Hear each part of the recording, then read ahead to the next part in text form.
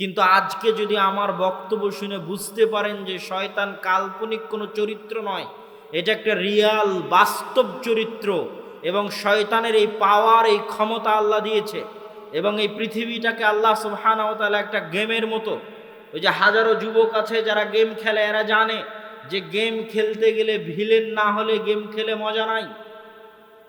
Villain থাকলেই তবে গেমে তার বিরুদ্ধে লড়াই করে মজা আছে। আল্লাহ আপনাকে পৃথিবীতে পাঠানোর সাথে সাথে আপনার জন্য ভিলেনও পাঠিয়ে দিয়েছে, শয়তানও পাঠিয়ে দিয়েছে। এটাই আপনার খেলা। আর আপনাকে সঠিক রাস্তা দেখানোর জন্য, সঠিক পথ দেখানোর জন্য নবী রাসূল কোরআন হাদিস দিয়ে দিয়েছে। এখন আপনি খেলেন, নবী রাসূল কোরআন হাদিসের কথা শুনে শয়তানের খপ্পর থেকে বাঁচার চেষ্টা করবেন, শয়তানের সাথে লড়াই করবেন, দিয়ে আল্লাহর বান্দা হবেন, না শয়তানের দাস, শয়তানের গোলাম, শয়তানের বান্দা হবেন। এটাই খেলা। কিন্তু এই খেলার কোনো টাইম টেবিল নাই, কোনো সময় নাই, কখন শেষ হবে পৃথিবীর কেউ জানে না। তো শয়তানের অবস্থাকে যদি আপনি কাল্পনিক মনে করেন, ধোকায় পড়বেন। আপনার ফজরের সালাতের সময়ের ঘুম আপনার নয়, এটা শয়তানে আপনাকে ভালো লাগায়। কানে গান শুনতে ভালো লাগে, এটা আপনার ভালো লাগা নয়, এটা শয়তানে আপনাকে ভালো লাগায়। যেদিন আপনি বুঝবেন এটা শয়তানে লাগাচ্ছে, ওই দিন আপনি সচেতন হবেন, ওহো এটা তো আমি না, এটা তো শয়তানে আমাকে করাচ্ছে, অতএব এটা করা হবে না, এর বিরুদ্ধে লড়াই করতে হবে। আর যতক্ষণ আপনি মনে করবেন যে শয়তান কাল্পনিক, আর ঘুমাবেন মনে করবেন নিজের আরামের জন্য ঘুমাচ্ছেন, গান শুনতে ভালো লাগছে তাই শুনছি, ততক্ষণ শয়তানের ষড়যন্ত্রও ধরতে পারবেন না, শয়তানের বিরুদ্ধে লড়াইও করতে পারবেন না, আর ইহকাল পরকাল উভয়টাই হারাবে। রাসূল সাল্লাল্লাহু আলাইহি ওয়াসাল্লাম বলছেন, ওই শয়তানের প্ররোচনায় পা না দিয়ে, যে শয়তানকে চিনে, শয়তানকে জানে, শয়তানকে কাল্পনিক মনে করে না, বাস্তব মনে করে, যে শয়তানের সাথে লড়াই করে ঘুম থেকে উঠে ওযু করে দোয়া পড়ে, ওর সকালটা হয় নাশীতান, চঞ্চল, ফুর্তিময়, শরীরে কোনো অলসতা কাজ করে না। আর যে শয়তানের প্ররোচনায় পড়ে ঘুমিয়ে থাকে, ফজর বাদ দিয়ে 8টা 9টায় 10টায় উঠে, ওর পুরো দিনটা কাটে অলসতায়, খাবিসান নাফস, অন্তরটা কলুষিত অবস্থায়, খাবিসান নাফস, কুকুর শ্রীগালের মতো অন্তরটা কলুষিত অবস্থায়, অলস অবস্থায় সারাদিন পার হয়। আর যদি শয়তানের সাথে লড়াই করে সকালে উঠে যায়, তাহলে তিবান নাফস, অন্তরটা পবিত্র থাকে। আর নাশীতান, উৎফুল্ল পরিশ্রমী মেজাজে সারা দিন পার করে, তার সময় বরকত হয়। শয়তান যে কাল্পনিক নয়, বাস্তব, তার আপনাকে আমি কয়েকটা উদাহরণ দেই। হাদিসের পৃষ্ঠে পৃষ্ঠে, পাতায় পাতায় উল্টালে, কোরআনেরও পৃষ্ঠে পৃষ্ঠে, পাতায় পাতায় উল্টালে আপনি দেখবেন শয়তান, হাদিসও উল্টালে দেখবেন শয়তান।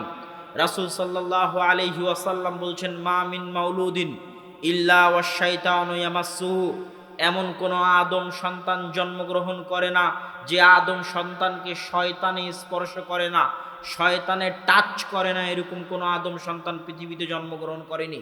যখন সে জন্ম নেয় প্রথমেই শয়তান টাচ করে, ফায়াস্তাহিল্লু সারিখা, আর শয়তানের টাচে ও চিৎকার করে কেঁদে ওঠে। সন্তান জন্ম নেওয়ার পর যে কেঁদে ওঠে, এটা শয়তানের আঘাতে কেঁদে ওঠে, এটা কাল্পনিক নয়। শয়তান বাস্তব, বাস্তবে শয়তানে টাচ করে, এই জন্য কেঁদে ওঠে। শয়তান কাল্পনিক নয়, বাস্তব।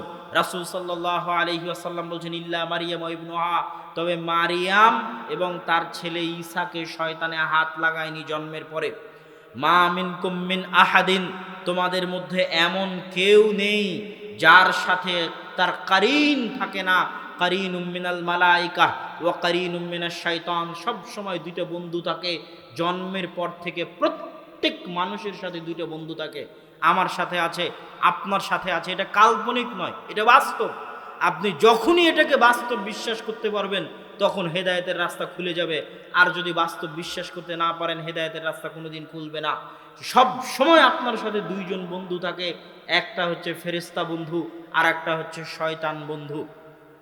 আপনার অন্তরে যত খারাপ কাজের পরিকল্পনা জাগে, ওটা শয়তানে দেয়, আর যত ভালো কাজের পরিকল্পনা জাগে, ওইটা ফেরেশতায় দেয়।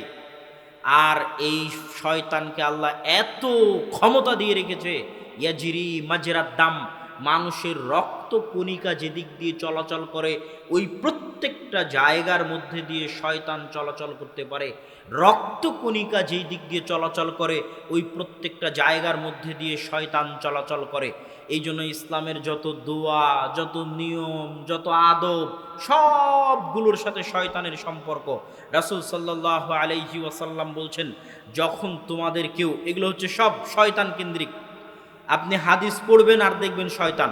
রাসূল সাল্লাল্লাহু আলাইহি ওয়াসাল্লাম বলছেন, আগলিকুল আবওয়াব, দরজা বন্ধ করো, ওয়াজকুরুসমাল্লাহ, দরজা বন্ধ করার সময় আল্লাহর নাম নাও, ফাইন্না শাইতানা লা ইফতাহু বাবান মুগলাকা, কেননা শয়তান ওই দরজা খোলে না যেই দরজা আল্লাহর নাম নিয়ে বন্ধ করা হয়েছে। এটা কাল্পনিক নয়, এটা বাস্তব।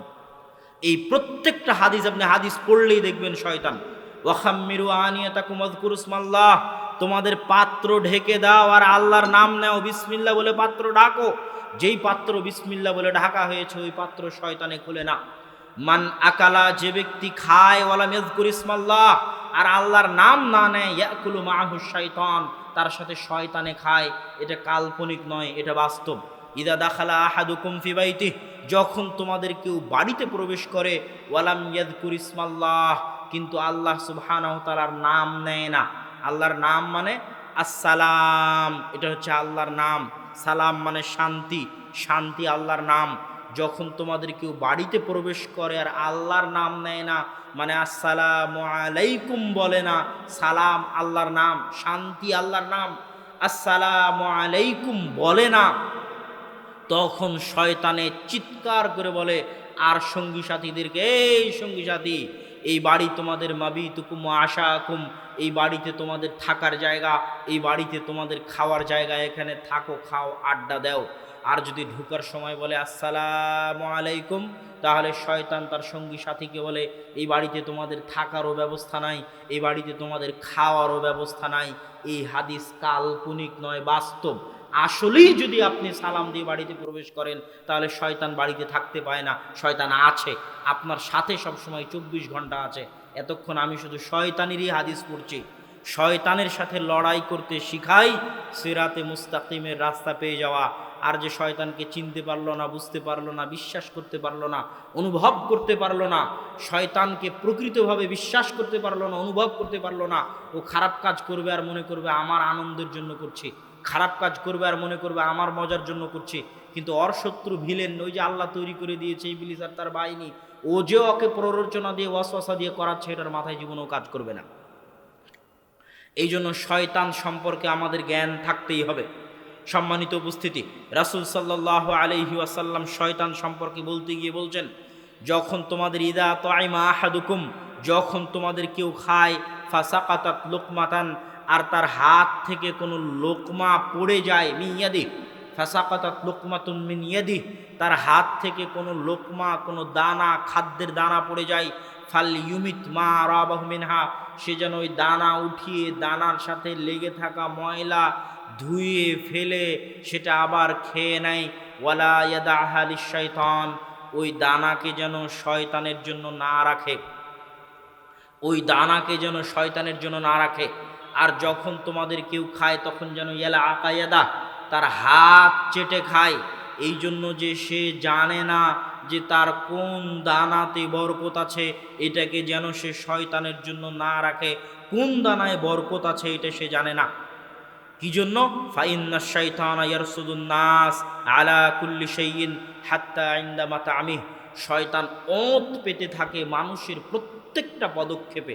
ইয়ারসুদুন নাস, আল্লাহ রাসূল বলছেন শয়তান ওঁত পেতে থাকে মানুষের প্রত্যেকটা পদক্ষেপে, এমনকি মানুষের খাবারের সময়ও শয়তান ওঁত পেতে বসে থাকে। যদি খাবার বিসমিল্লাহ বলে খেলো কিনা, ওঁত পেতে বসে আছে। ডান হাতে খেলো কিনা, ওঁত পেতে বসে আছে। যদি তোমাদের কেউ ডান হাতে না খায়, বাম হাতে খায়, তাহলে তার সাথে শয়তান খায়। রাসূল সাল্লাল্লাহু আলাইহি ওয়াসাল্লামের হাদিস। ওয়াল্লাহি, আল্লাহর কসম, এগুলো একটাও কাল্পনিক কথা নয়, প্রত্যেকটা বাস্তবে শয়তান এই কাজগুলো করে। বাস্তবে শয়তান আপনার খাবার টেবিলে বসে আছে, আপনার কার্যক্রম ওঁত পেতে বসে সে পর্যবেক্ষণ করছে এবং দেখছে, এবং যেখানেও সুযোগ পাবে ওখানেও আপনার উপর হামলা করবে।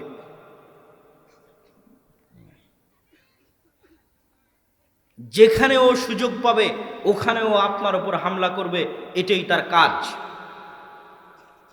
রাসূল সাল্লাল্লাহু আলাইহি ওয়াসাল্লাম বলছেন, যখন তোমাদের কেউ বাড়ি থেকে বের হয়, সে যদি বলে বিসমিল্লাহি তাওয়াক্কালতু আলাল্লাহ লা হাওলা ওয়ালা কুওয়াতা ইল্লা বিল্লাহ, এই দোয়া যদি পড়ে তাহলে ও শয়তানের খপ্পর থেকে বেঁচে গেল, শয়তান তার থেকে দূরে সরে যায়। আর ও যদি এই দোয়া না পড়ে তাহলে শয়তান তার সাথে থাকে।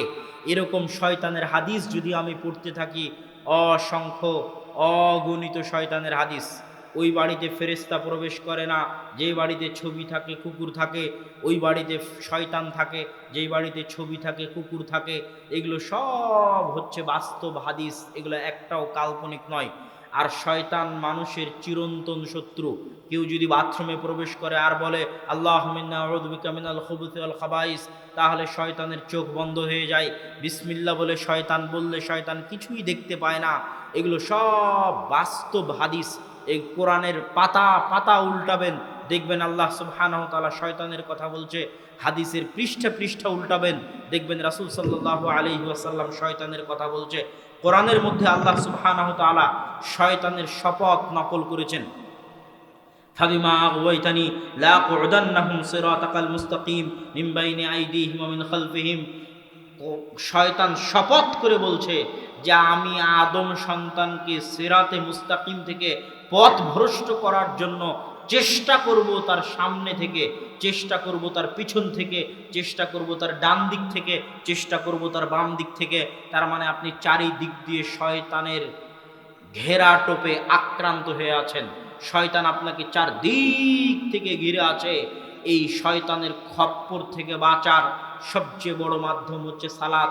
যে হাদিসটা শয়তানের আলোচনার শুরুতে বলেছি, যে রাসূল সাল্লাল্লাহু আলাইহি ওয়াসাল্লাম বলেছেন, তিনজন মানুষও যদি থাকে আর যদি সালাত আযান ইকামত দিয়ে কায়েম না করে তাহলে তারা শয়তানের খপ্পরে পড়বেই পড়বে। কেন আপনি সালাত দিয়ে শয়তান থেকে বাঁচতে পারবেন? সালাত কি এমন উপকার করবে যে আপনি শয়তান থেকে বাঁচতে পারবেন? আল্লাহ সুবহানাহু ওয়া তাআলা পবিত্র কোরআন মাজিদে বলছে, ইন্নাস সালাতা তানহা আনিল ফাহশাই ওয়াল মুনকার। সালাত মানুষকে অন্যায় অনাচারের কাজ থেকে দূরে রাখে। এখন আপনি দেখছেন যে কিরে ওই মানুষ তো সালাত আদায় করে তাও তো গুনাহ করে, সালাত আদায় করে তাও তো খারাপ কাজ করে। এর কারণ কিন্তু সালাত নয়। এর কারণ কি জানেন? এর কারণ আপনি যদি অন্তরকে কন্ট্রোল করতে চান তাহলে আপনাকে কিছু করেই অন্তরকে প্রশিক্ষণ দিতে হবে কন্ট্রোল করা। আর অন্তরকে কন্ট্রোল করার সবচেয়ে বড় মাধ্যম, অন্তরকে কন্ট্রোল করার সবচেয়ে বড় মাধ্যম হচ্ছে সালাত। ওই যে রাসূল সাল্লাল্লাহু আলাইহি ওয়াসাল্লামের হাদিস, কেউ যদি টানা 40 দিন তাকবীরে তাহরিমা, তাকবীরে উলা, প্রথম তাকবীর তাকবীরে তাহরিমার সাথে টানা 40 দিন জামাতে সালাত আদায় করে তাহলে ও জাহান্নাম থেকে মুক্ত। আল্লাহু আকবার। কিন্তু আপনি শুরু করেন দেখি পারেন কিনা, কয়দিন টিকতে পারেন?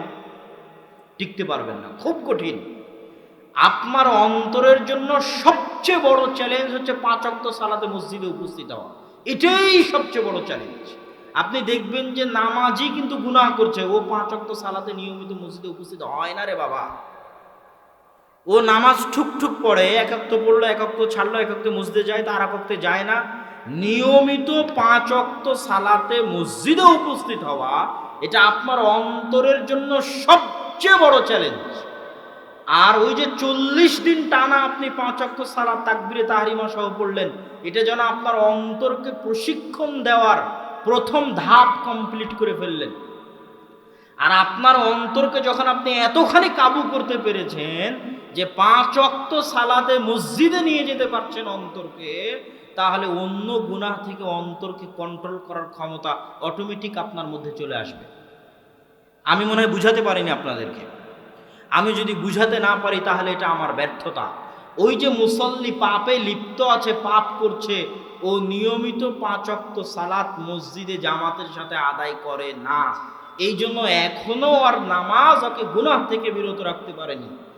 অন্তরকে প্রশিক্ষণের প্রথম ধাপ নিয়মিত 5 ওয়াক্ত সালাত মসজিদে উপস্থিত করার মতো এই চ্যালেঞ্জ মোকাবেলা করা।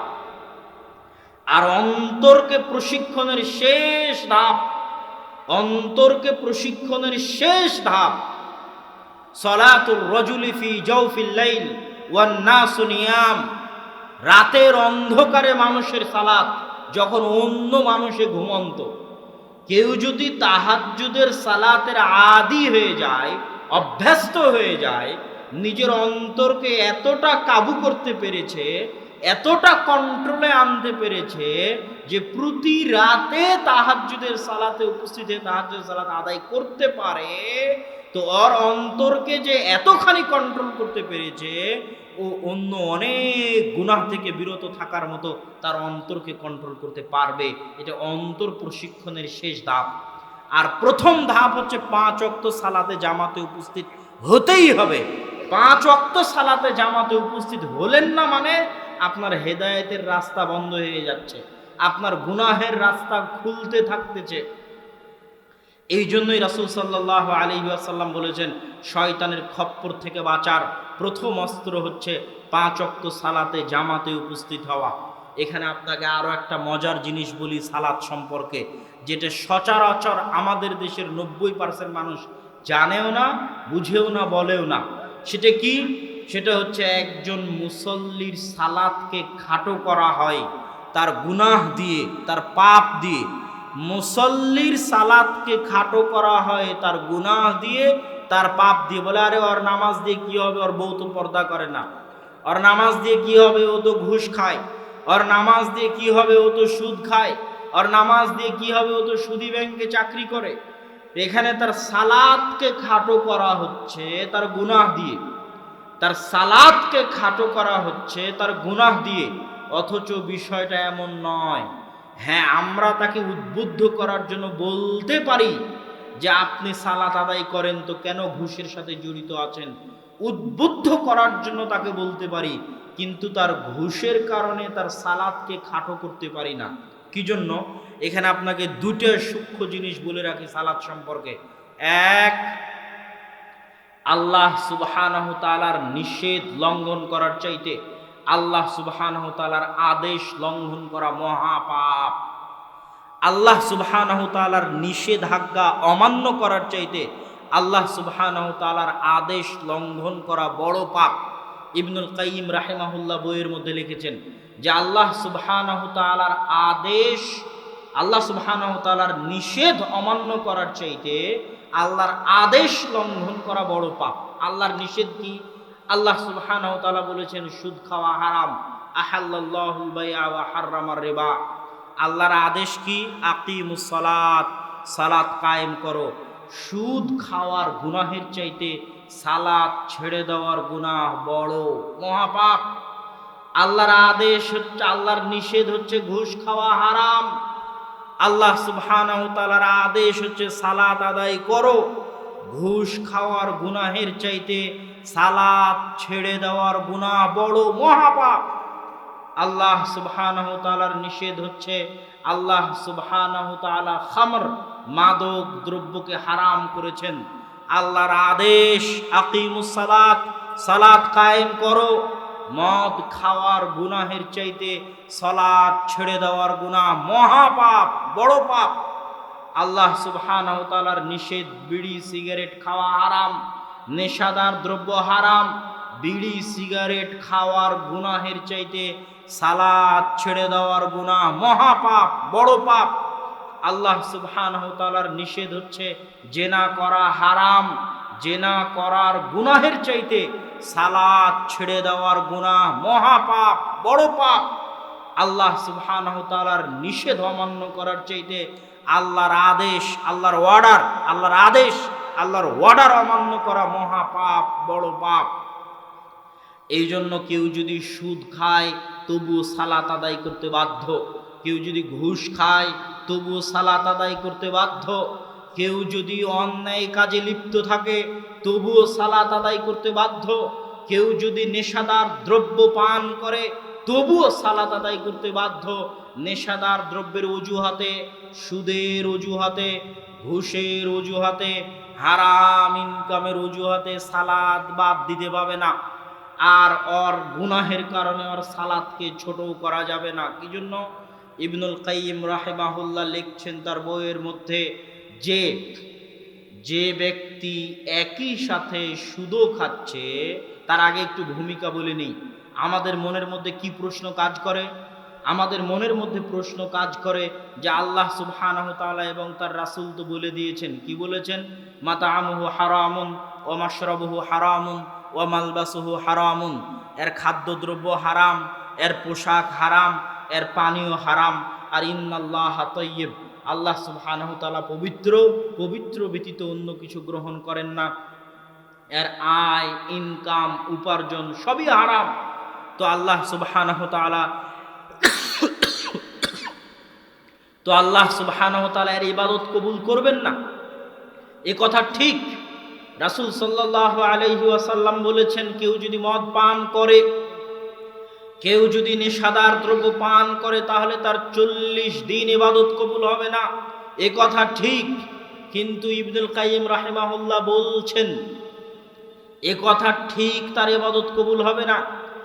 কিন্তু ও যদি সুদ খাওয়ার পাশাপাশি সালাত আদায় না করে, তাহলে ওর দুটো গুনাহ, একটা তো সুদ খাওয়ার গুনাহ, আর একটা হচ্ছে সুদ খাওয়ার চাইতে বড় গুনাহ সালাত ছেড়ে দেওয়ার গুনাহ। আর ও যদি সুদ খাওয়ার পাশাপাশি সালাত আদায় করে, তাহলে হারাম ইনকামের জন্য ওর ইবাদত আল্লাহর দরবারে কবুল হবে না, তথা সালাতের যত ফজিলত আছে একটা ফজিলতও পাবে না। সালাতের কারণে গুনাহ মাফ হয়ে যায়, সালাতের কারণে গুনাহ ঝরে যায়, সালাতের কারণে মানুষের মর্যাদা বাড়ে, সালাতের কারণে মানুষের সম্মান বাড়ে। সালাতের যত ফজিলত আছে একটাও পাবে না, সালাতের যত নেকি আছে একটাও পাবে না, কিন্তু সালাত ছেড়ে দেওয়ার গুনাহ থেকে বেঁচে যাবে। আল্লাহর দরবারে সালাত কবুল হবে না মানে নেকি পাবে না, কিন্তু সালাত বাদ দিলে যে গুনাহ হতো, যেটা সুদ খাওয়ার চাইতে বড় গুনাহ, সালাত ছেড়ে দিলে যে গুনাহ হতো, যেটা ঘুষ খাওয়ার চাইতে বড় গুনাহ, সালাত ছেড়ে দিলে যে গুনাহ হতো, যেটা গান বাজানোর চাইতে বড় গুনাহ, সালাত ছেড়ে দিলে যে গুনাহ হতো, যেটা বিড়ি সিগারেট খাওয়ার চাইতে বড় গুনাহ, ওই গুনাহ থেকেও বেঁচে যাবে। তখন আর গুনাহ থাকলো শুধু একটা, যেই অপরাধ, যেই পাপে ওই লিপ্ত আছে, শুধু ওই একটা গুনাহই তার বাকি থাকলো। আর সালাত ছেড়ে দেওয়ার গুনাহ থেকে বেঁচে গেল। কিন্তু সালাত যেহেতু আর কবুল হবে না, সেহেতু সালাতের জন্য কোনো নেকি পাবে না। আমি আপনাদেরকে সালাতের গুরুত্ব বুঝাতে পারছি কিনা আমি জানি না, তবে এতটুকু আপনাদেরকে স্পষ্ট করতে চাই যে আপনি যত বড় অপরাধী হন, আপনি যত বড় পাপী হন, আপনার জামা যত অপবিত্র থাক, আপনার কোনো দোয়া দরুদ মুখস্থ নাই, আপনার কোনো সূরা ফাতিহা, কোনো কোরআনের তেলাওয়াত মুখস্থ নাই, আপনার মুখে দাড়ি নাই, মাথায় টুপি নাই, পরনে কাপড় নাই, আর 24 ঘন্টা আপনি গুনাহে লিপ্ত, তবুও আপনি সালাত ছাড়তে পাবেন না। সালাত আদায় করতে আপনি বাধ্য, করতেই হবে। ওই সালাতই একদিন আপনাকে ওই গুনাহগুলো ছাড়ার রাস্তা তৈরি করে দিবে ইনশাআল্লাহ। কিন্তু যদি আপনি সালাত ছেড়ে দেন, তাহলে ওই গুনাহ থেকে বাঁচার আর কোনো রাস্তা খুঁজে পাবেন না। অতএব সালাত হচ্ছে এমন একটা জিনিস যেটা আপনাকে হেদায়েতের রাস্তায় নিয়ে যাবে। সালাত এত গুরুত্বপূর্ণ, সালাত এত গুরুত্বপূর্ণ, সালাত এত গুরুত্বপূর্ণ যে মানুষ তার জীবনে যত যত আমল করবে, কোনো আমল আল্লাহ সুবহানাহু ওয়া তাআলা গ্রহণ করবেন না সালাত ব্যতীত। রাসূল সাল্লাল্লাহু আলাইহি ওয়াসাল্লাম বলেছেন, আউয়ালু মা ইউহাসাবু বিহিল আবদু ইয়াউমাল কিয়ামাহ আস-সালাত, ফাইন সালুহাত সালুহা সাইরু আমালিহি ওয়া ইন ফাসাদাত ফাসাদা সাইরু আমালিহি। কিয়ামতের মাঠে প্রথম হিসাব হবে সালাতের।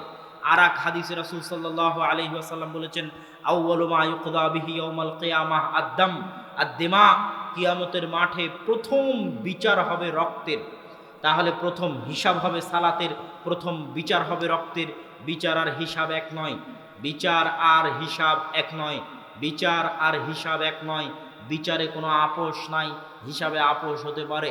বিচারে কোনো আপোষ নাই, হিসাবে আপোষ হতে পারে। বিচার মানে সারা পৃথিবীর মানুষ, জজ কোর্ট, হাইকোর্ট, উচ্চ আদালত, বিচার, সালিশ, পাড়া, গ্রাম, চেয়ারম্যান, এমপি, মেম্বার, মন্ত্রী কোথাও তার ন্যায় বিচার পায়নি। পৃথিবীর শুরু থেকে নিয়ে শেষ পর্যন্ত মানুষের উপর যত অত্যাচার করেছে, পশু প্রাণীতে আর এক পশু প্রাণীর উপর যত অত্যাচার করেছে, মানুষে পশু প্রাণীর উপর যত অত্যাচার করেছে, অত্যাচারের মাত্রা বাড়তে বাড়তে বাড়তে বাড়তে বাড়তে বাড়তে আসমান ছুঁয়ে গেছে। কিয়ামতের মাঠে আল্লাহ সুবহানাহু ওয়া তাআলা হবেন বিচারক।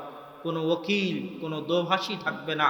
আল্লাহ সুবহানাহু ওয়া তাআলা ওই যে আসমান ছুঁয়ে গেছে অত্যাচার, আল্লাহ সুবহানাহু ওয়া তাআলা বিচার শুরু করবেন। বিচারে কোনো আপোষ নাই। ওই অত্যাচারের মাত্রাকে তিনি কমাতে কমাতে কমাতে কমাতে বিচারের মাঠে শূন্য করবেন। যদি তিনি বিচারের মাঠে অত্যাচারকে শূন্য, জিরো না করতে পারেন, তাহলে তিনি আদল নন, তাহলে তিনি ন্যায়পরায়ণ নন। বলে আয়াজবিল্লাহ। আর আল্লাহ ন্যায়পরায়ণ।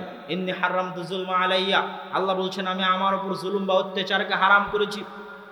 তিনি ন্যায়পরায়ণ, তিনি নিজের উপর জুলুম বা অত্যাচারকে হারাম করেছেন। তিনি ন্যায়পরায়ণ, তিনি নিজের উপর জুলুম বা অত্যাচারকে হারাম করেছেন। এই জন্য বিচারক হিসেবে যখন তিনি দায়িত্ব পালন করবেন, তখন কোনো ছাড়, কোনো আপোষ নাই। তিনি জিরো করবেনই করবেন। অত্যাচারের মাত্রাকে তিনি জিরো করবেনই করবেন। এমনকি অশিংওয়ালা ছাগলকে শিং দিয়ে, দুনিয়াতে যেই ছাগলের শিং ছিল ওকে মারার জন্য বলবেন, বলে আল্লাহ সুবহানাহু ওয়া তাআলা এইভাবে অত্যাচারের মাত্রাকে জিরো করবেন। এটা বিচার। আর এই বিচারের প্রথম বিচার হবে হত্যা। এই বিচারের প্রথম বিচার হবে রক্তের। কে কাকে দুনিয়াতে হত্যা করেছে, নিহত ব্যক্তি হত্যাকারীর ঘাড় ধরে আল্লাহর দরবারে নিয়ে আসবে, আল্লাহ এ আমাকে হত্যা করেছে। এটা আল্লাহর বিচার। এখানে কোনো ছাড় নাই, এখানে কোনো মাফ নাই, এখানে কোনো আপোষ নাই। আর হিসাব হচ্ছে আল্লাহ আপনাকে করতে বলেছিল, আপনি করেননি। আল্লাহ আপনাকে সালাত আদায় করতে বলেছিল, দান করতে বলেছিল, যাকাত দিতে বলেছিল, কোরআন তেলাওয়াত করতে বলেছিল। এগুলো সব হিসাব। তো এই সব হিসাবের প্রথম হিসাব হবে সালাতের। যদি সালাত আপনি ঠিক মতো দিতে না পারেন, তাহলে অন্য আর একটাও আল্লাহ সুবহানাহু ওয়া তাআলা দেখবেন না। তুমি সালাতের হিসাবই ঠিক করনি, অন্যগুলো দেখে কি লাভ? আমি তো তোমাকে যে আদেশ দিয়েছি করার জন্য, তার সবচেয়ে বড় একমাত্র আদেশ হচ্ছে সালাত। কিছুই যদি না করতে, খালি যদি 5 ওয়াক্ত সালাত আদায় করতে, আর যদি গরিব হয় ওর যাকাত নাই, ও যদি গরিব হয় ওর হজ নাই, 5 ওয়াক্ত সালাত, 1 মাসের সিয়াম, আল্লাহ সুবহানাহু ওয়া তাআলা ক্ষমা করে জান্নাতে দিয়ে দিতে পারতেন। আশা করা যায় ইনশাআল্লাহ। জান্নাতে যাওয়া অত কঠিন কিছু নয়। শুধুই যদি 5 ওয়াক্ত সালাত আদায় করতে, আল্লাহ রাসূল বলেছেন এই দেখো তোমরা যদি জান্নাতীকে দেখতে চাও তাহলে একে দেখো। ও কিছুই বলেনি, খালি বলেছে আল্লাহ রাসূল আপনি যা বলেছেন ফরজ কাজ, এই ফরজ ব্যতীত এর কমও করব না, এর বেশিও করব না। এই জন্য আপনারা আর একটা জিনিস মনে রাখবেন, আহাব্বুল আমাল ইনদাল্লাহ আল ফারাইজ। আল্লাহর নিকটে সবচেয়ে প্রিয় হচ্ছে ফরজ। আল্লাহ যেটাকে আপনাকে ফরজ করেছেন ওটা সবচেয়ে প্রিয়। কোটি টাকা দান করার চাইতে জোহরের সালাত জামাতে আদায় করা আল্লাহর নিকটে বেশি প্রিয়। আপনি যত নেকির কাজ করেন না কেন, সব নেকির কাজের চাইতে আল্লাহর নিকটে সবচেয়ে বেশি প্রিয় হচ্ছে যেটা আল্লাহ সুবহানাহু ওয়া তাআলা আপনার উপর ফরজ করেছেন সেটা। খালি ফরজটুকুই করে আল্লাহর দরবারে যান, আপনার গুনাহ খাতা আল্লাহ সুবহানাহু ওয়া তাআলা আশা করা যায় মাফ করে দিয়ে আপনাকে জান্নাতে দিয়ে দিবে ইনশাআল্লাহ। কিন্তু সালাতই যদি আদায় না করেন, আর যত এদিক ওদিক যান, এটা করেন সেটা করেন, কিছুই আর কিয়ামতের মাঠে কাজে আসবে না। সালাত এত গুরুত্বপূর্ণ, সালাত এত জরুরি, সালাত এত প্রয়োজনীয়। সম্মানিত উপস্থিতি, সালাত এত গুরুত্বপূর্ণ, এত জরুরি, এত প্রয়োজনীয় দেখেই ইব্রাহিম আলাইহিস সালাতু ওয়াস সালাম দোয়া করেছেন আল্লাহর নিকটে, রব্বি জাআলনি মুকিমাস সালাহ ওয়া মিন যুররিয়াতি। আল্লাহ আমাকে সালাত আদায়কারী বানান, আমার বংশধরকে সালাত আদায়কারী বানান। আল্লাহ আমাকে সালাত আদায়কারী বানান, আমার বংশধরকে সালাত আদায়কারী বানান। সালাত আদায়কারী হওয়াই সবচেয়ে বড় সফলতা। কিচ্ছু করা লাগবে না, কিচ্ছু হওয়া লাগবে না। বিসিএস ক্যাডার হওয়ার দরকার নাই, পিএইচডি ডিগ্রির দরকার নাই, কোটি টাকার দরকার নাই, বাড়ি গাড়ির দরকার নাই। সবচেয়ে বড় সফলতা 5 ওয়াক্ত সালাত নিয়মিত মসজিদে জামাতে আদায় করতে পারা। এই জন্য ইব্রাহিম আলাইহিস সালাম আল্লাহর কাছে চাইতেন, আল্লাহ সালাত আদায়কারী বানান, আমার বংশধরকে সালাত আদায়কারী বানান। আপনাদের নিজেদেরও দোয়া থাকা উচিত আল্লাহর নিকটে যে হে আল্লাহ, আপনি আমাদেরকে মৃত্যু দিবেন না সালাত আদায়কারী না বানিয়ে। আমিন। হে আল্লাহ, আমাদের বংশধরকে মৃত্যু দিবেন না সালাত আদায়কারী না বানিয়ে, আল্লাহুম্মা আমিন। এবং যত পিতা আছেন, যত মাতা আছেন, সন্তানকে এখন থেকে সালাতের জন্য ডাকবেন, সালাতের জন্য ডাকেন। আপনার এই ডাকার মধ্যে আল্লাহ এমন বরকত দিবে। এখন হয়তো আপনার সন্তান আপনার ডাকে সাড়া দিয়ে সালাত আদায় করছে না, কিন্তু এই ডাকের মধ্যে আল্লাহ এমন বরকত দিবে, একদিন আসবে যেই দিন ও সালাত আদায় করবে। কিন্তু আপনি যদি নাই ডাকেন, তাহলে এই বরকত তৈরি হবে কোথায় থেকে? এই জন্য আপনারা সালাত নিজেরা আদায় করবেন, সন্তান সন্ততিকে সালাতের জন্য ডাকবেন, জীবন বাজি রেখে একটাই কাজ করার চেষ্টা করবেন। কিছুই করার দরকার নাই রে বাবা, জীবন বাজি রেখে একটাই কাজ করার চেষ্টা করবেন। পরিবার পরিজন, আত্মীয় স্বজন, বাপ মা, ছেলে মেয়ে সবাই মিলে শুধু একটাই কাজ করার চেষ্টা করবেন, সেটা হচ্ছে সালাত। এই সালাতের আমানত যদি রক্ষা করতে পারেন, দুনিয়ার বাকি সব রাস্তা আপনার জন্য উন্মুক্ত হয়ে যাবে। পৃথিবীতে যারা দুনিয়াবী জীবনেও সফলতা অর্জন করতে চায়, দুনিয়াবী জীবনেও যারা সফলতা অর্জন করতে চায়, তাদেরও সালাতের বাইরে কোনো রাস্তা নাই যে রাস্তা দিয়ে ওরা দুনিয়াবী জীবনে সফলতা অর্জন করবে। কেন এই কথা বললাম? আজকের পৃথিবীতে যারা সফলতার দার্স দেয়, সফলতার আলোচনা করে, তারা মানুষকে সবার আগে শিখায় টাইম ম্যানেজমেন্ট। যারা শিক্ষিত ছেলেপেলে আছে তারা বুঝতে পারবে যে সময়কে কন্ট্রোল করতে পারা, টাইম ম্যানেজমেন্ট করতে পারলে সময়ে বরকত হয়, সব কাজ সুষ্ঠুভাবে সম্পূর্ণ করা যায়, সময় মতো সম্পূর্ণ করা যায়। তো এই টাইম ম্যানেজমেন্টের আমার গবেষণা অনুযায়ী সালাতের চাইতে আর কোনো বড় মাধ্যম নাই যেটা দিয়ে মানুষ তার সময়কে কন্ট্রোল করতে পারে। আপনি যদি দেখবেন যে 5 ওয়াক্ত সালাত বিহীন একটা দিন আর 5 ওয়াক্ত সালাতওয়ালা একটা দিন, যেই দিনটা আপনার 5 ওয়াক্ত বিহীন পার হয়ে গেছে, ওই দিনে দেখবেন কোনো কাজই হয়নি। দেখবেন যে আপনার কাজই তো শুরু করেছেন আপনি 10টার সময়, 10টার সময় কাজ শুরু করতে করতেই তো দুপুরের খাবারের সময় হয়ে গেছে। দুপুরের খাবারের সময় হয়ে কাজ শুরু করতে না করতে লেবার মিস্ত্রি এখন বলছে চলে যাব, সময়ে বরকত পাবেন না। আর ওই যে ফজরের সালাতে যদি উঠেন, ফজর থেকে জোহর পর্যন্ত মেলা লম্বা সময় ফজরের সালাতে উঠে কাজ শুরু করবেন, দেখবেন 10টার মধ্যে কাজ শেষ হয়ে গেছে, আর কি কাজ করবেন, কাজ খুঁজে পাবেন না। এটা সালাতের বরকত। আবার যখন জোহরের সময় আসবে তখন সালাত বলবে, আপনাকে সালাত বলবে, এই তুমি জোহরের পর কি করবা এখনই ভাবো। এটা হচ্ছে আপনাকে সালাত আপনাকে রিমাইন্ড করছে। আর আপনি যদি ওই ক্যারাম বোর্ড খেলতে থাকছেন, জুয়া খেলতে থাকছেন, কখন জোহর থেকে আসর হয়ে গেছে, আসর থেকে মাগরিব হয়ে গেছে, মাগরিব থেকে ইশা হয়ে গেছে, দিন পার হয়ে গেছে, আপনি বুঝতে পারেননি। ওই দেখা যাচ্ছে মোবাইল নিয়ে বসে আছে, ফেসবুক নিয়ে বসে আছে, ভিডিও গেম নিয়ে বসে আছে, সিরিয়াল নিয়ে বসে আছে, মুভি নিয়ে বসে আছে, কখন জোহর হয়েছে, আসর হয়েছে, মাগরিব হয়েছে, ইশা হয়েছে, বুঝতে পারেনি। ওর দিন কিভাবে পার হয়ে গেছে বুঝতে পারেনি। আর ও যদি ওই খারাপ কাজটা করা অবস্থাতেও যদি সালাত আদায় করতো, তাহলে জোহরের সালাতের সময় জোহরের সালাত ওকে একবার রিমাইন্ড দিত, এরপরে কি করবে। আবার আসরের সময়কে আর একবার রিমাইন্ড দিত, আর এরপরে কি করবে। আবার মাগরিবের সময় আরেকবার রিমাইন্ড দিত, এরপরে কি করবে। এশার সময় আরেকবার রিমাইন্ড দিত, এরপরে কি করবি। তাহলে ও যত কাজেই ব্যস্ত থাক, প্রত্যেক ব্যস্ততার মাঝে একটা করে ছোট্ট বিরতি আছে, যেই বিরতিতে ও নতুন করে ভাবার সুযোগ পাচ্ছে, দিনটাকে কাজে লাগানোর সুযোগ পাচ্ছে। এটা যে টাইম ম্যানেজমেন্টের যত মূলনীতি আছে, সব মূলনীতিতে সালাতের চাইতে বড় কোনো মাধ্যম নাই, যেটা একজন ব্যবসায়ী, যেটা একজন কৃষক, যেটা একজন ছাত্র, যেটা একজন শিক্ষক, যেটা একজন দোকানদার, যে পর্যায়ে আছে, সকলের বরকতের রাস্তা, দুনিয়াবী সফলতার রাস্তা উন্মুক্ত করে দিবে, এরকম কোনো মাধ্যম সালাতের বাইরে নাই। আর মানুষ আজকের যুগে আত্মহত্যা করে, মানসিক প্রশান্তি খুঁজতে যায়, মানসিক প্রশান্তি খুঁজতে গিয়ে যোগা করে, ধ্যান করে, অমুক তুমুক কত রাস্তা অবলম্বন করে। সালাত হচ্ছে মানুষের মানসিক প্রশান্তির সবচেয়ে বড় মাধ্যম। দেখেন, মানসিক প্রশান্তির 2টা মাধ্যম। 1 নাম্বার হচ্ছে আলা বিযিক্রিল্লাহি তাতমাইন্নুল কুলুব। আর এটার সাথে সালাতের সম্পর্ক এত ওতপ্রোত যে আমাদের দেশের মানুষও ঠিকভাবে বুঝে না যে সালাত আসলে কেন এত জরুরি করে ফরজ করা হয়েছে। এটা যে যিকরুল্লাহর কারণে সালাত ফরজ করা হয়েছে, এটা মানুষ বুঝতে পারে না। কোরআনের আয়াত দেখবেন, আল্লাহ সুবহানাহু ওয়া তাআলা বলছেন আকিমিস সালাতা লিযিকরি, আকিমিস সালাতা লিযিকরি। আল্লাহ বলেছেন কোরআনে আকিমিস সালাতা লিযিকরি, আল্লাহকে স্মরণ।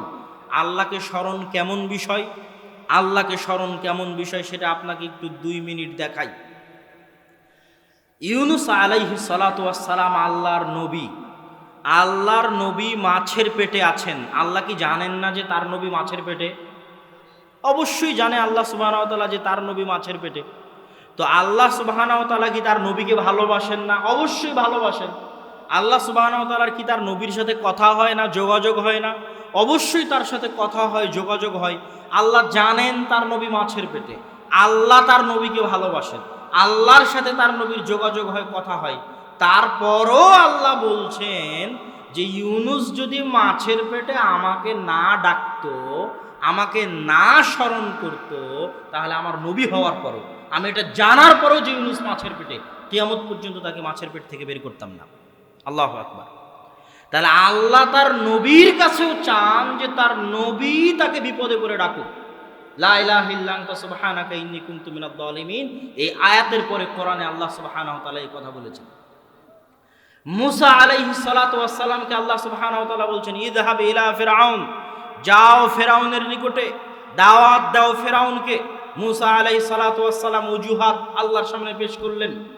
মুখ পুড়ে গেছে, কথা ভালো করে বলতে পারি না, আমার ভয় হয় আমার সাথে একজন পরামর্শ দানকারী দেন, যাতে সে আমাকে পরামর্শ দিতে পারে এবং আমার জন্য শক্তি হিসেবে কাজ করে।